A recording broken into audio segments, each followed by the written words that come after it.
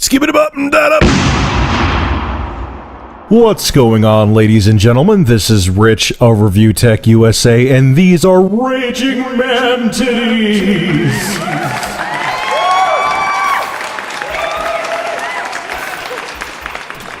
What you are looking at today is Golden Axe 3. I am playing this via the Sega Genesis Mega Drive collection that's available on Steam, and it's okay. It doesn't hold a candle up to the original Golden Axe. Hell, it doesn't hold a candle up to Golden Axe 2. The animations are very chunky, the hit detection's very crappy, there's a lot of cheap moves the enemies pull on you. I don't know, it's an okay game, but I'd rather play the original Golden Axe for the Sega Genesis. But if you want to give this a shot, it's available for a couple bucks on Steam, and hell, the collection comes with the Revenge of Shinobi. So a bunch of you sent me articles on today's topic, but the first guy to do it was actually a buddy of mine through Facebook. I actually used to go to high school with him. His name's John, so shout out to John for being the first to send me an article on today's topic. Thank you, man, I appreciate it. So kids, are you ready for a new console? Is it coming from Sony and Microsoft?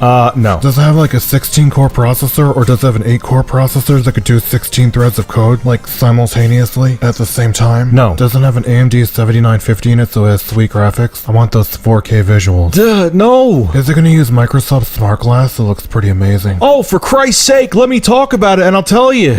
God. Anyway, the new console is called the Ouya. It's pronounced like Booyah without the B. The Ouya is not meant to be a competitor with the current generation of consoles. It's actually meant to be an alternative to them. Every game for the Ouya, for now, will be free to play, and later on developers could set their own prices for their games, like microtransactions or anything they want to do to make money. On top of all that, the console will only cost $99 US.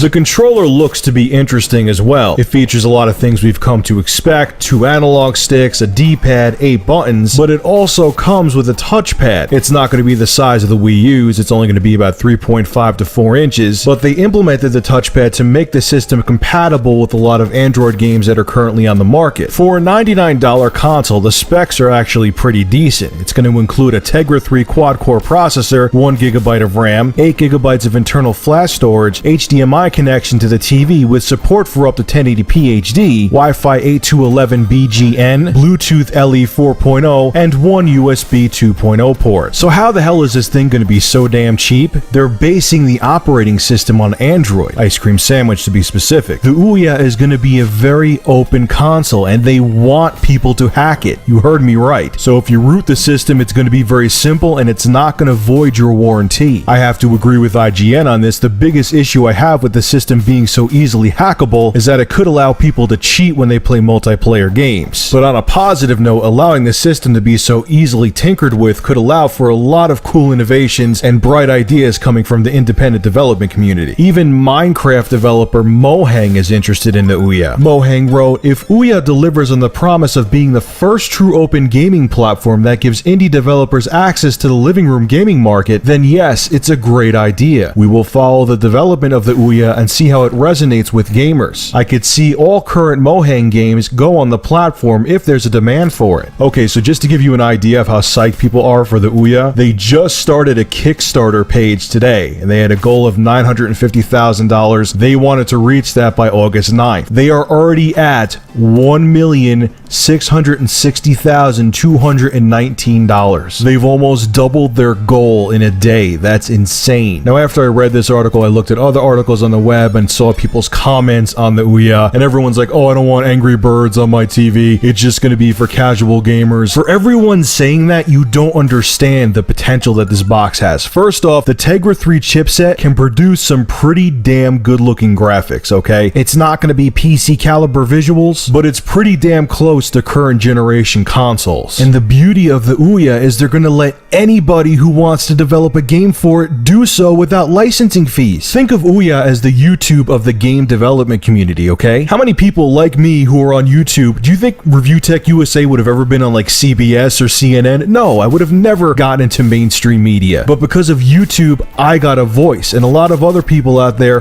who are talented were given the chance to have their voice be heard because of YouTube. The Ouya is going to give independent developers a chance to have their software be sold around the world. And because it's an open platform, we're going to see more originality, more creativity. We're going to see games developed for the Ouya that would never be published or distributed by by EA or Activision. So everyone who's sick of the same old games and getting sequel after sequel shoved down their throats should be in love with the system and what it's about. The games are going to be cheaper because most of the games are going to be by independent developers. There's going to be more variety, creativity, and originality, and games are going to be more affordable. You're not going to see $60 games and then have to pay for DLC on top of it. This system could be revolutionary, and I'm very excited for it, as you can hear. It's going to allow anyone to become a successful game developer if they really want to. It's going to allow fresh ideas to be put back on the table and not be so taboo. And most importantly, it's going to make gaming very affordable again, because ever since this current generation of consoles was released, gaming has got more and more expensive. So what's your take on the Ouya? Do you think this open platform-based console can be successful, or do you think it will be dead on arrival? Make sure to rate, comment, favorite, and subscribe, and if you have an interesting news story you would like me to discuss, private message me with a link on either G2P or YouTube, and if I use your news article, I will give you a shout out in the video and feature your channel in the description.